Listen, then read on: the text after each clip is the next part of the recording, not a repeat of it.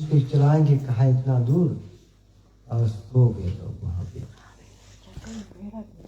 तो सो गए तो वहाँ पे क्या होता है, बहुत बड़ा सा अग्नि होता। कोई कंस हमेशा अपने गुप्तचर लोगों को भेज के बताए, देख ले कि लोग कहाँ हैं, सब कृष्ण कहाँ है, उनके ग्वाल बाल सब कहाँ है। तो क्या करते हैं, वो किनारे किनारे जहाँ लोग सोए हुए थे सब बहुत बड़ा आग लगा दिया, बहुत भारी आग, इतना बड़ा आग कि उसके लपटे इतने बड़े हैं कि नहीं सको उसको बुझा, इतना बड़ा भारी आग थे। तो क्या हुआ, ग्वाल बाल जाग गए और जाग कर ये कथा छूट गई थी। कल ग्वाल बाल जाग गए तो कृष्ण भगवान से कहते हैं, कान्हा कान्हा देखो ये इतना भारी भयंकर आग कहाँ से आ गया। तो भगवान तो जानते हैं, सबके अंतर्यामी हृदय में बैठे हुए जानते हैं। तो भगवान ने कहा कि इतने बड़े आग हम कैसे बुझाएंगे, ये तो बुझेगा नहीं, बहुत भारी आग, और किनारे किनारे आग हुआ है, और ये लोग आज जलकर एकदम भस्म हो जाएंगे ही, कोई इसमें संशय नहीं है, क्योंकि किनारे किनारे बड़ा बड़ा आग है और बाहर निकल के लोग भागे नहीं सकते। तो भगवान ने कहा कि मुझे देखो मैं क्या कर सकता हूँ। भगवान खड़ा हुआ, श्री कृष्ण अभी बालक के रूप में है ना, 6-7 साल के, वो इतने बड़ा आगी है, कितना भारी आगी होगा। वो मुंह से खींचा और सब आग भगवान के मुख में चले गए और भगवान आग ही पी गए। तो हम लोग सोचता होगा कि भगवान आग ही पी गए, इतना बड़ा काम करी से। भगवान के शरीर के अंदर ब्रह्मलोक से भूलोक तक 14 धरती है, उसके बॉडी के भीतर है, उसमें कितना ढेर ज्वालामुखी लोग ऐसे फटे जमते, बड़ा बड़ा आगी, इतना बड़ा आगी है कि आप उंगली छुई देंगे तो उंगली जल जाएगी, तुरंत खत्म हो जाएगा उंगली, इतना बड़ा आगी है। वो भगवान के बॉडी के अंदर पहले से आगी है। छोटा सा आगी पी लेना भगवान के लिए बहुत बड़ा बात नहीं है, छोटा बात है। तो ऐसे ही भगवान लीला क्यों करते हैं, लोगों के ये बताने के लिए कि बेटा जब एक छोटा बालक हेरा जाए तो पुलिस स्टेशन में पुलिस वाले लोग लेके जा रहे हैं, और पुलिस वाले क्या करते हैं, उसको छुपाने की कोशिश करते हैं, लेकिन नहीं छुपाता है।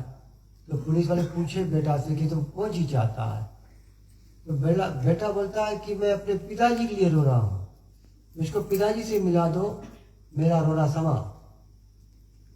जिस तरह से बालक अपने पिता को मिलने के लिए इतना बेचैन है, उस तरह से हर जीव यहाँ पे संसार में, मतलब आप लोग, जीव का मतलब आप लोग, हर जीव संसार में भगवान के पाने के लिए बेचैनी देते हुए आ जाए तो बड़ा सौभाग्य है, बड़ा खुशहाली, इसको उत्सव से मनाओ।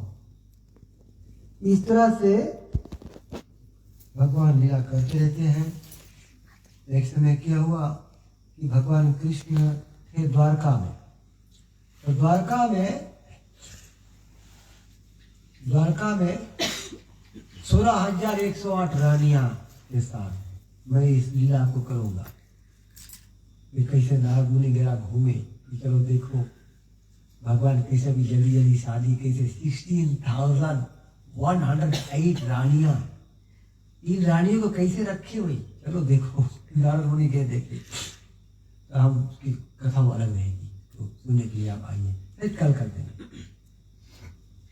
तो भगवान अभी द्वारका में है और 16,108 रानियां, एक एक रानी को 10-10 पुत्र भगवान ने दिए। तो उसमें से बड़े बड़े पुत्र जो थे उसके नाम है सांब, चारु, प्रदुमन, गद, भानु। ये सब सुबह सुबह लड़का लोग भगवान के एकदम गए घूमे गए जंगल में घूमे गए कुछ कभी कभी भोजन बटोर के लेके आ जाए, कभी कभी लकड़ी बटोर के लेके आ जाए ना, कोई कारण से गए थे। तो जब वहां घूमने गए तब उनके बहुत प्यास लगा, तो व्याकुल के मारे कोई जल खोजने लगे। तो जल के जगह पे तो एक कुआं मिला और कुआं में जल नहीं था, कुछ और था। चले आगे, यही में हम लोग गाएंगे और यही में झूमेंगे, ठीक है।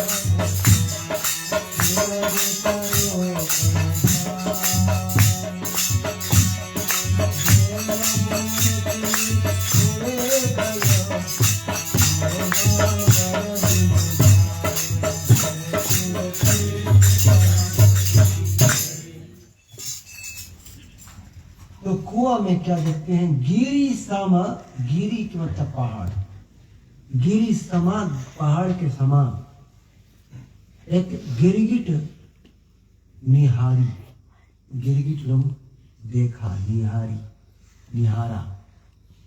कि बच्चे लोग भगवान कृष्ण के देखा कि ये जो कुआं है, कुआं में बहुत बड़ा सा गिरगिट है, इतना भारी गिरगिट है, बहुत बड़ा, गिरी सम, जैसे पहाड़, उस तरह से कुआं में उतना बड़ा गिरगिट है। और देखा तो अचरज उन्हें भयो अति भारी, अचरज, एकदम अचरज हुई दिल में, आश्चर्य हुई, अरे ये कैसे हो सकता है, इतना बड़ा गिरगिट हम लोग देखा नहीं, मतलब बिस्तुइया बोलते हैं हम लोग। तब ये लोग निकालने की कोशिश कर रहे हैं कि चलो ये गिरगिट बड़ा है कुआं में, और प्यास पिए, पानी पी के गए थे, भुलाई गए, उन्होंने गिरगिट निकालेंगे बेटा है, निकालेंगे, बहुत भाई कोशिश की है तो गिरगिट निकले नहीं, बहुत कोशिश किया, जतन अनेक करहूं नहु पाई, जतन अनेक जतन करी नहीं, लेकिन निकाल नहीं पाए। तब उत्सुकतावश घर आए, श्री कृष्ण के सब कथा सुनाए। ये चौपाई कितना सरल है। तो उत्सुकता लोग बच्चे दौड़ते दौड़ते गया और अपन पिताजी कृष्ण से बोला, पापा ये बहुत बड़ा गिरगिट हम लोग देखा है, हम लोग प्यास के मारे व्याकुल थे, पानी पीने गए थे, लेकिन इतना बड़ा गिरगिट था उसमें और हम लोग निकालने की कोशिश की, निकला नहीं। जगतपति कमल ने यदुराई सुनते ही पहुंचे कहां पाए। जगतपति जो सारा जगत के पति है, सारा लोगों के पति है। हमारी जो माताएं बैठी है ना, वो अच्छा जाने कि उनके पति कृष्ण भगवान, वो अच्छा जाने कि दुनिया में जो पति उनके है वो उनके पास जो दुनिया में पति है वो भगवान उनके जिलावे, तब तो तुम दुनिया में तुम्हारे पास पति देव है, वो तुम के दुनिया वाला जो पति है कब खाना पानी दे सके, भगवान उसके अपना चीज देवे। सूरज, जल, पवन। सूरज, जल, पवन अगर तीन चीज भगवान खींच ले, कोई पास खाना नहीं दे, तो भगवान तुम्हारे पति के जियावे, तब तुम्हारा पति तुम्हें आवश्यकतापूर्ण वस्तुएं प्रदान करे, तभी वो जगतपति है। जगतपति कमल नयन, उसके नयन इतना सुंदर है कि पूछो नहीं। मेरे भाइयों सुनो, आज के बाद अगर तू अपन छोटा बालक के देखता है तो तुम्हें सुंदर नहीं लगे? सुंदर लगे ना, तो तू उठा के गोदी में रखता। जब एक छोटा बालक के चेहरा इतना सुंदर लगे है, तुम उठा के ही सीने में लगाता है, तो भगवान जो छोटा बालक के बनाने वाला उसके सुंदर सौंदर्य तुम सबको बताओ कि कितना सुंदर वही हो, इतना सुंदर है वो। और भगवान तुरंत वहां पहुंचे।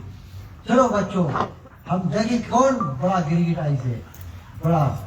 भगवान लखी लीला पूर्वक क्षण में भगवान ने गिरगिट को खाली से हाथ लगाया, गिरगिट चढ़ते चढ़ते हाथ पे इतना गढ़ू हुई, भगवान को ऐसे उड़कर तो उठाया जैसे एक झूला पत्ती है, तो पत्ती को उठा कहाँ ताकत लगे।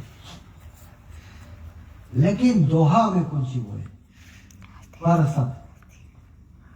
परसत मतलब परस करे। परसत भगवान कर, भगवान के लिए कर है, हाथ बजा कर। भगवान ऐसे गिरगिट के छुई से परसत खर खन भगवान कर, गिरगिट रूप नशाए। गिरगिट के रूप नशाए, गिरगिट के रूप नाश हुई है, उसके रूप नाश हुई है, खत्म हो गए उसके गिरगिट रूप। अब गिरगिट नहीं रही है। अब कौन सी निकला? देव मूर्ति सो दृढ़ गयो, अरे शोभा बरनी न जाए। देव मूर्ति, वो गिरगिट के शरीर में से एक देवता निकला, भगवान उसके खाली छुई दी से। जैसे भगवान राम पत्थर के खाली पैर से छुए रहा और पत्थर से अहिल्या नारी बन के खड़ी हुई। ये भगवान की महिमा है मेरे प्रिय भाइयों, मेरे प्रिय मैया लोग, ये भगवान की महिमा है, तुम्हारे पिताजी की महिमा जो तुम्हें बनाई से, जो तुमको पैदा करी से, जो तुमको जियावे है, हवा देके, पानी देके, धरती देके, आकाश देके और सूरज देके तुमको जियावे। और कालो अस्मि भरत शवा, मैं सबके काल बन के, मैं मृत्यु बन के आता हूँ। तो भगवान तुमको जन्म देते हैं, फिर परवरिश करते हैं, फिर मृत्यु भी देते। तो तुम्हारा तीनों अवस्था, तुम्हारे पास खाली तीन अवस्था है, जन्म, स्थिति, मृत्यु। और तीनों अवस्था जो तुम्हारे पास है वो भगवान के हाथ में है, तुम्हारे हाथ में है। इसीलिए भगवान के शरण में आने से बहुत भारी फायदा है, बहुत भारी फायदा। तो यहाँ पे भगवान ने छुआ और गिरगिट रूप नशा है, गिरगिट रूप नाश हुई है और उसके शरीर के अंदर एक देवता प्रकट है। अब भगवान उससे पूछे हम थोड़ा सा इसके श्लोक के चौपाई समझाए दी, तब अब हम जब गाएगा तो तुमको पता लगे कि कौन सी हम गाता है। यद्यपि विदित सब श्री हरि कहीं, श्री हरि के विदित है कि है कौन, तब हित कहूँ पूजो, तो भी पूछे है कि को तुम कौन हो, सुंदर तनधारी, सुंदर शरीर, इतना सुंदर शरीर तुम्हारा देवता के रूप में आई गया। समझो सुरवर तुम ही निहारी, और सुरवर देवताओं के श्रेष्ठ हो, उस क्रम से मालूम पड़ता है तुम कौन हो। तो भगवान जानते हैं, यद्यपि विदित, तो भी भगवान पूछते तुम यही योग न मार मोर विचारा, जान न चाहूं चाप तुम्हारा। कि जोन काम जोन गति तुम्हें हुई गई, तुम्हें ये गति नहीं होनी चाहिए कि तुम्हें यहाँ पे बन जाओ है कि कौन सी गिरगिट, कैसे ऐसे हो गया। तो भगवान पूछे उससे कि तुम इतना सुंदर देवता के रूप में आया, और कैसे तुम्हारा शरीर में माफ कीजिए तुम गिरगिट बना। तुम पहले देवता रहा, अब गिरगिट बना, अब गिरगिट मैं छुआ तुम्हारा उद्धार हो गए, और तुम फिर से देवता के शरीर पाई गया। अब बताओ कौन चीज हो गई तुमसे, तुम्हारी कौन सी भूल हो गई तुमसे कि तुम गिरगिट की योनि में आई क्या तुम। तब हाथ जोड़ के बोले, हे प्रभु मैं इक्ष्वाकु कुमारा। भगवान कृष्ण ने गीता सुनाया था सूर्यदेव को, सूर्यदेव ने सुनाया अपने लड़का मनु को, मनु ने गीता सुनाया था इक्ष्वाकु को, इक्ष्वाकु ने सुनाया राजा नृग को। तो राजा नृग की कथा है, जो गिरगिट था वो राजा नृग रहा, नृग वो पिछले जन्म में राजा नृग रहा। तो कैसे गिरगिट बना उसके विषय में थोड़ा सा कहेंगे फिर कथा। और हम जो भी कथा कह दिया है आप लोग सुनना, तो उसमें आपको पता लगी कि ये जो चौपाई हम गाते हैं ये कहाँ इस ओर पे मोड़ लेती है।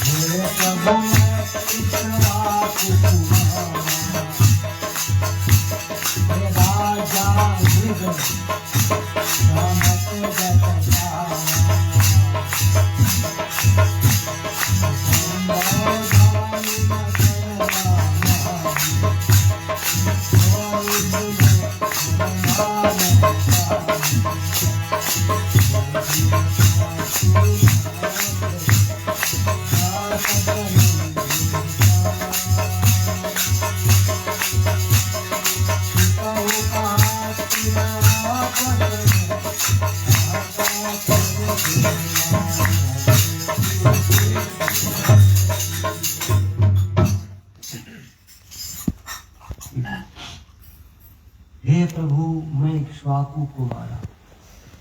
राजा इक्ष्वाकु सूर्य वंश जब शुरू है सबसे पहले कृष्ण भगवान बताया कि मैं गीता सुनाया था सूर्यदेव को, सूर्य के वंश चला है, मनु ऐसे, मनु बाद इक्ष्वाकु ऐसे, इक्ष्वाकु बाद राजा नृग ऐसे। तो राजा नृग की कथा है और बताते हैं कि जो गिरगिट था के शरीर हमें मिला है, हम गिरगिट बन गया, क्योंकि हम पहले जन्म में हम राजा नृग रहा, जो राजा इक्ष्वाकु को लड़का रहा और सूर्यवंशी राजा हो। और मैं बहुत दानवीर था, राजा हो के सबसे संभव दान गणना माही हो सुनो नाम होकाई। हमारा नाम लोग सुनते थे कि दानियों में राजा मृग के समान बनो, ऐसे लोग बोलते थे। तो मैं सब समय लोगों को दान करता था। और कैसे दान करता था? जितने पृथ्वी में रज है, मतलब कि धूल के कण कितना है, उतना ज्यादा दान हम कराए। जितना आकाश में तारे हैं, उससे ज्यादा हम दान कराए। वर्षा के धारा गिने नहीं सको, उतना ज्यादा हम दान कराए। किन्हीं दान गौ हम कि मैंने गौदान, उतना गौदान करा है। और गौदान कैसे करा है? सब गाय देखने में सुंदर लगती थी, जवान गाय को दान किया, बूढ़ी गाय को दान हम कभी नहीं करा। दुधारी गाय को दान कराई नहीं कि गाय दूध दे तो दान कर दो। और वेद के अनुसार हम दान करा है, किसी से लेके नहीं दान करा। अपन कनक सिंह जो थे, कनक का मतलब सोना, हम गाय की इतना आदर सम्मान कृष्ण भगवान से, ये राजा नृग स्टोरी बता दो। अभी तो राजा नृग के रूप में नहीं, ये तो देवता के रूप में। तो देवता खड़ा है ऐसे सुंदर बॉडी में देवता, और बतावे कि जब हम दान करा रहा गाय के, इतना आदर करता रहा गाय लोग के कि सिंह में हम गोल्ड कनक सोना के जो मड़ाई करके मैं देता था। मड़ाई सोना को मड़ कर मैं देता था, प्लेटेड, गोल्ड प्लेटेड। खुर को मैं तांबे और चांदी से अंकित करता था गाय के।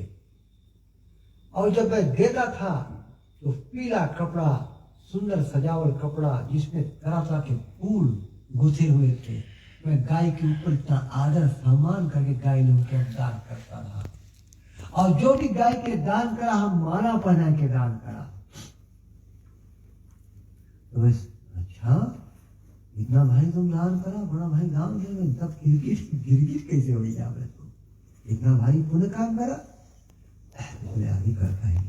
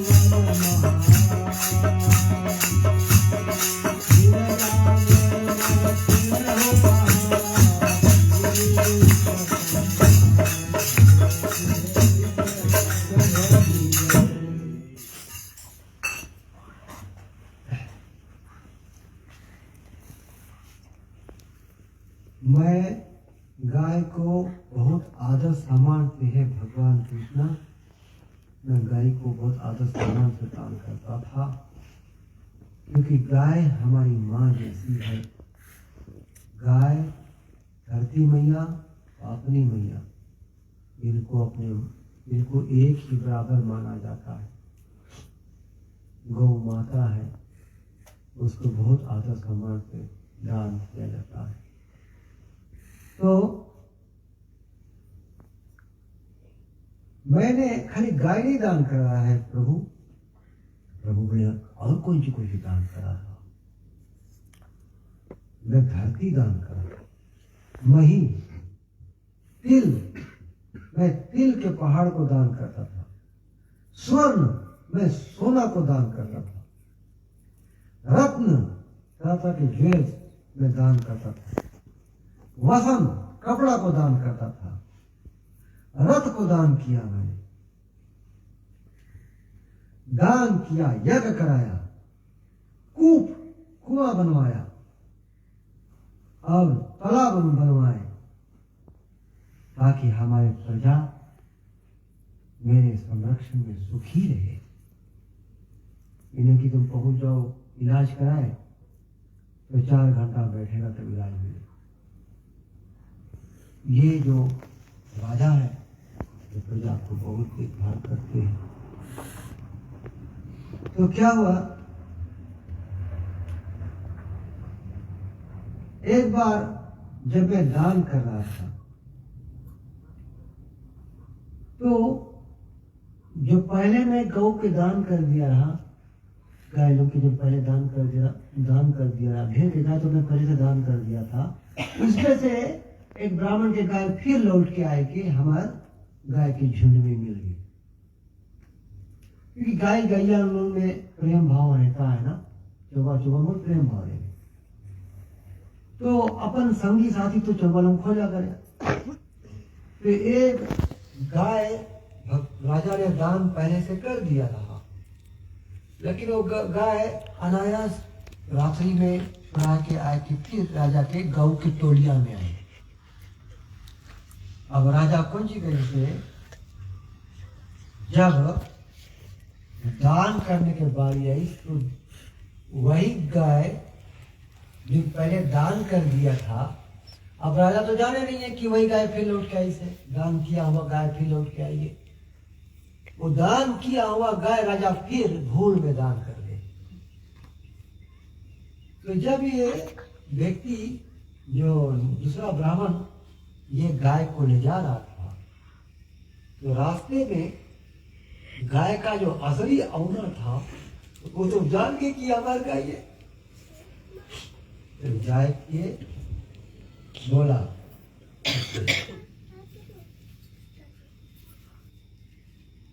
भैया ये गाय तुम्हें किसने दिया? राजा ने दिया। इसके बाद विवाद चल पड़ा। देखो तब नीचे बात मतलब बात विवाद बेटा वाले कही आए द्विजन दो मम पाही, दोनों द्विज दोनों ब्राह्मण हमारे पाही में आए, हमारे शरण में आए। तो राजा मृग के पास चले गए। ठीक है, दीदी तो दीदी चौपाई गाएंगे वहां।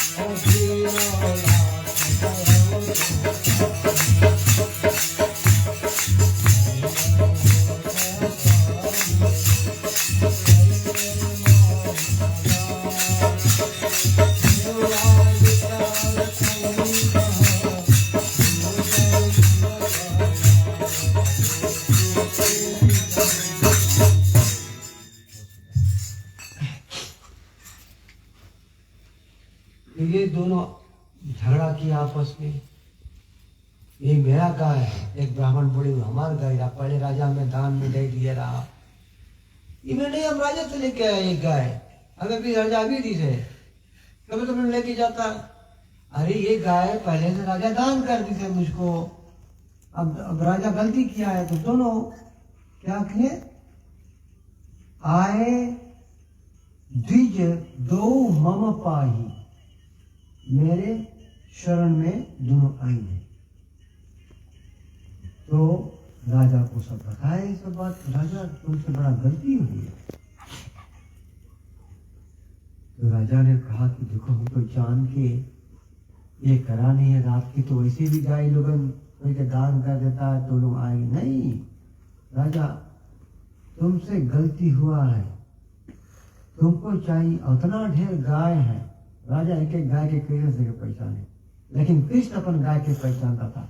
900,000 गाय था, गाय कृष्ण के पास 900,000, 9 लाख गाय। तो एक एक के भगवान नाम जानता रहा, एक एक गाय के नाम भगवान दिया रहा। लेकिन ये राजा है, मनुष्य है ना, तो हम लोग सबके याद नहीं सकता। तो राजा बतावे कि स्वाभाविक ही कोई भी गाय वापस लौट के आ जाए हमारे समरक गाय के हमारे टोलिया में, तो हम लोग कहाँ पहचान पाएगा। तो दे दिया है तुम्हें। अरे ठीक है विप्र, तुम जिसके हम सेकंड इफेक्ट गाय दान कर दिया तुम ले जाओ, लेकिन जिसके हम पहले गाय दान करा उसके लिए हम 1 लाख गाय हम देगा तुम्हें, स्वर्ण से मंडित, स्वर्ण सिंह, सुंदर पीत वाला वसन पहनाए के गौखुर में ये रत्न मंडित करके देगा।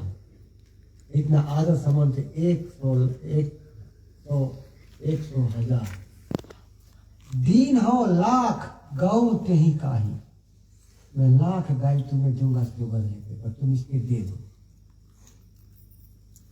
तो क्या हुआ, ये दोनों ब्राह्मण कहा कि नहीं राजा, तुम्हारे कार्य पे खुशी नहीं है, मुझे तुम्हारा लाख गाय नहीं चाहिए। पहला वाला ब्राह्मण बोले और चला,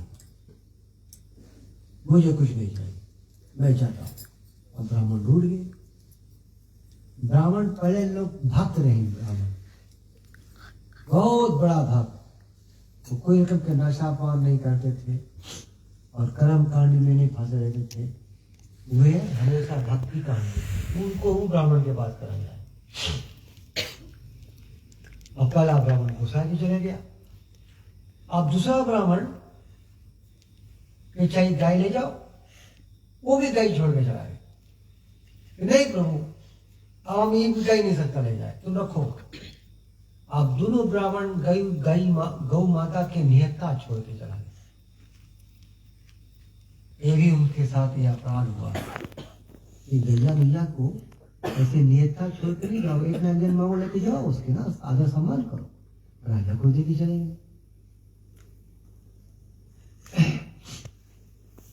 और इस तरह से मैं अनजाने में ऐसे हमसे भूल हो गई, वो अनजाने सेवक पाए, अनजाने में भूल हो गया।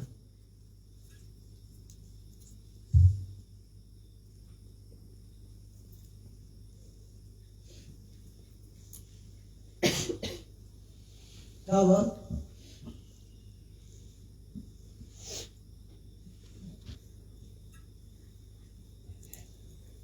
राजा के मृत्यु एक समय हुआ, तो राजा को यमदूत ले गए। इतना बड़ा भक्त था राजा, लेकिन वो भगवान के धाम नहीं गए, यमदूत ले गए। अब उसके पूर्ण और पाप के फल सुनाए।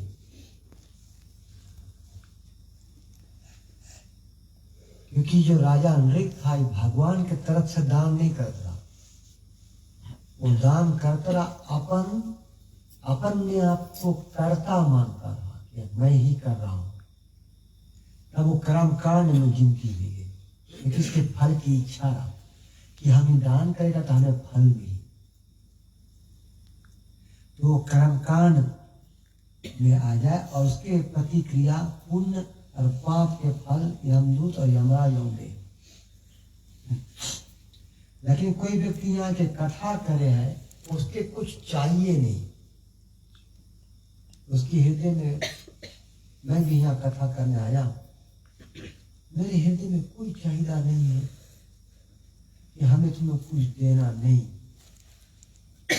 मैं केवल आया हूँ भगवान कृष्ण के तरफ से उसकी सेवा कर रहा हूँ। रामायण कहते हैं सोई सेवक मम प्रियतम सोई मम अनुशासन मानुषी, मैं भगवान कृष्ण की ओर से सेवा कराया। हम यहाँ पे इच्छा करके नहीं आया कि चलो कथा करो हमें कुछ मिले, उसके बजाय कर्म कांड, वो भक्ति कांड नहीं है। तुम सेवा करो राम के, कृष्ण के सेवा करो, देने वाला हरि है, वो तुम्हें दे, लेकिन कुछ इच्छा मत करो कि हम ये कथा करेगा, ये पूजा करेगा तो हमें लोग इतना दान करिए तो हम उस पर खाएंगे, उस पर पलेगा। वो कर्म कांड विधि है। भक्ति कांड विधि, तुम जाओ भगवान कृष्ण की तरफ से जाओ, कि भगवान कृष्ण के सेवक बन के जाओ, लोग की कथा सुना के उसको उद्धार करो और बदले में कुछ नहीं लो। यह आप लोग हमें कृपा करो, हमें आशीर्वाद दे दो, इतने बात है। तो ये कर्म कांड नहीं है, ये भक्ति कांड है, क्योंकि भगवान कृष्ण की ओर से हमें कोई इच्छा नहीं है, कि हमें कोई इच्छा करके नहीं आया।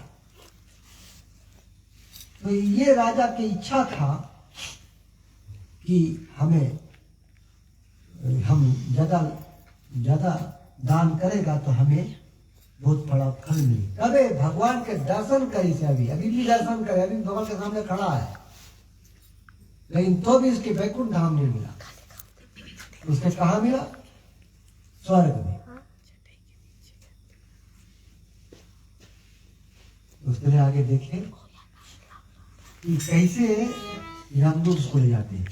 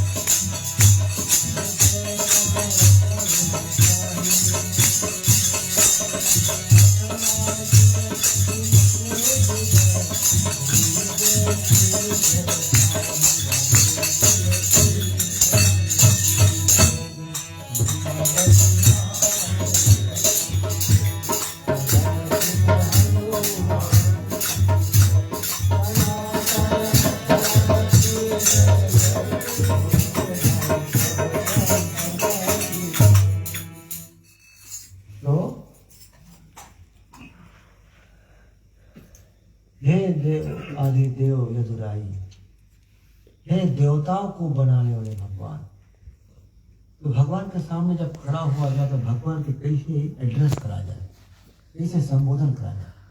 हे देवादि देव यदुराई। यदुराई यदुवंश के राजा है। राई मतलब राजा। यदुराय मतलब यादव वंश के राई, यादव वंश के राजा। हे यादव वंश के राजन, हे देवताओं को बनाने वाले प्रभु, पहुंचे यम किंकर तब आई। फिर यमदूत लोग आकर हमें ले गए। जब हमारा मृत्यु हुआ तो यमदूत लोग आकर ले गए, और ले गए कहा?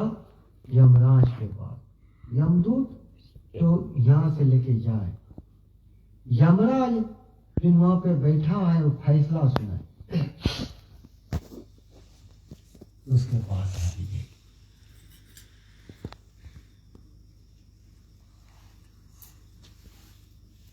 तो यमराज पूछता है राजन से, देखो राजन, तुम्हारा पुण्य जो है बहुत भारी है, उतना तारा नहीं है, उतना धरती के कण, धरती के धूल नहीं है, उतना भारी पुण्य है।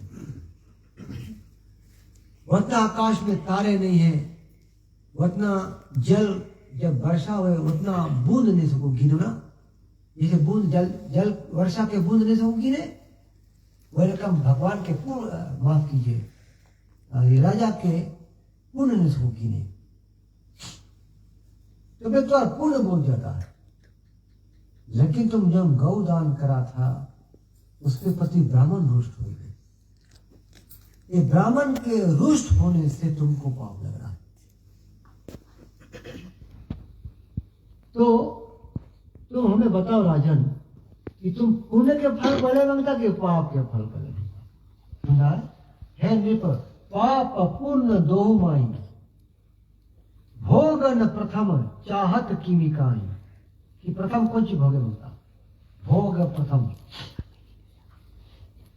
तो राजा बोला, चाहिए प्रथम पाप फल जब ही। ये पाप थोड़ा कमती है ना, पापे फल भोग लई, पुण्य के फल तो बहुत ज्यादा है, आराम से स्वर्ग में भोगेगा। तो पहला पाप के फल मांगे। जैसे पाप के फल मांगे, होई गिरी गिट प्रभु ए तही माई। उसी समय यमराज ने उसको अपनी शक्ति से गिरगिट के शरीर देता है। और कहां पे आए गिरे?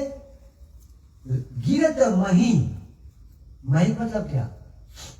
धरती, धरती मही। बंदो प्रथम मही सूर्य चरणा। मही के मतलब धरती के देवता। ब्राह्मण को धरती देवता कहा गया। महीसुर, मही के देवता, सुर के मतलब देवता, महीसुर देवता, धरती के देवता। तो वो गिरगिट बन के निकल गया और गिरगिट के शरीर में आया।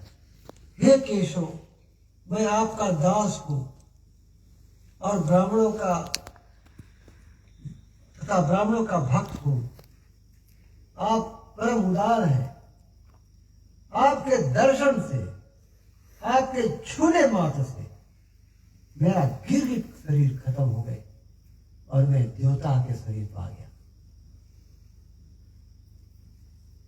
और देवता के शरीर पाकर देवताओं से विमान आया और बैठकर देवलोक चले गए। इसको उद्धार नहीं बोला जाए, कि देवलोक में राजा जाए और उसके पुण्य जब खत्म हो जाए तो फिर धरती में फिर आके पटकाई जाए। तो राजा के चाटना मांगो कि हमें वैकुंठ धाम से एरोप्लेन मंगाओ, हम हरि के धाम जाके अमर हो जाए। तो राजा एक बात मिस कर दी थे, तो राजा देवलोक चला गया। और सब तो देवलोक में पुण्य खत्म हो जाए, फिर धरती फिर आग पड़ी। तो हरि से ये मांगो कि हम प्रभु से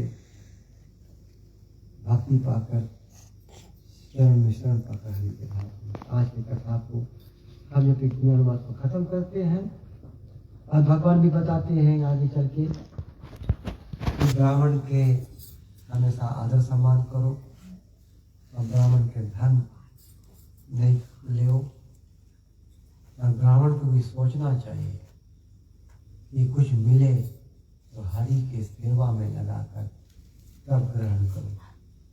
अगर भैया हमें कुछ दी से तो हम लोग चावल लीजिए, हम नहीं सकता खाया, हमें इन्हें ले जाए कि भगवान के अर्पण करें।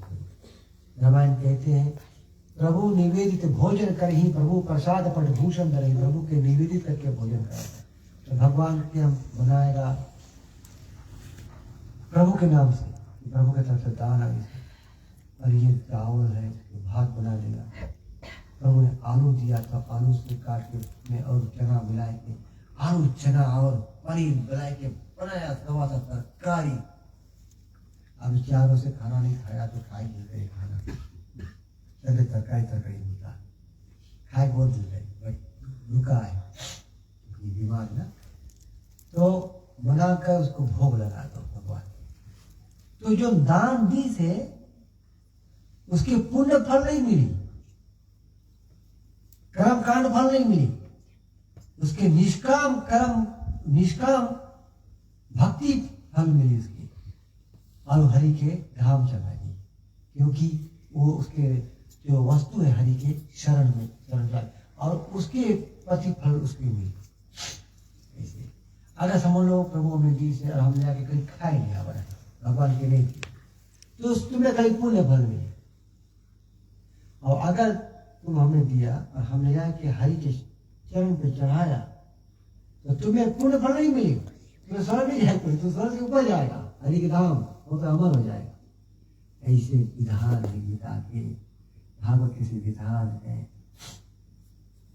ठीक है। तो इस तरह से ब्राह्मण के भी जिम्मेदारी बने हैं कि अगर कुछ मिले तो लोक के कल्याण खाली सोचो कि उसकी चीज हम काहे पुण्य करें तो भगवान के दे रही उसके कल्याण हो जाए, अपन स्वार्थ के लिए नहीं कि हम इसे ले ले हम खाए के उसके पलेगा, तब वो तुम बंधन सिखा करे कोई। तबे कई लोग दान लेने वाले अंत समय बहुत दुखी रहे, क्योंकि बंधन में बंध कर वो उसके कर्मा के प्रतिफल उसके कर्मा भोगे पड़े। तो ये बातें यहाँ आगे बताते हैं, तब हम भी नहीं गाया इस समय। ये चलिए भजन करते हैं महामंत्र कीर्तन। हरे कृष्णा हरे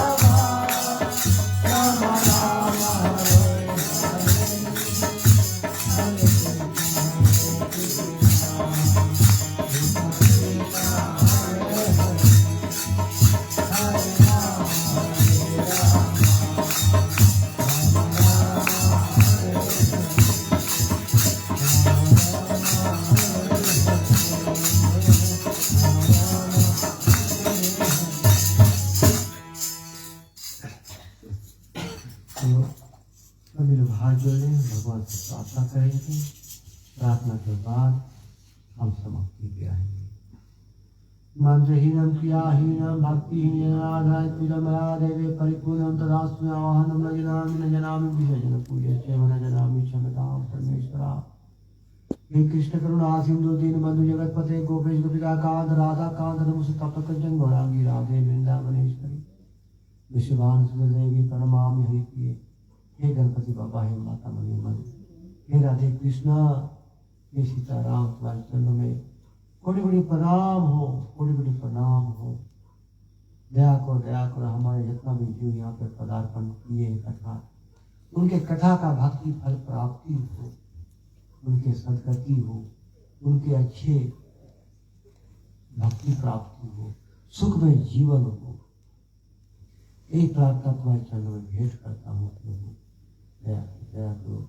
सभी लोग सभी बोलो जय श्री राम। जय श्री राम, जय हनुमान।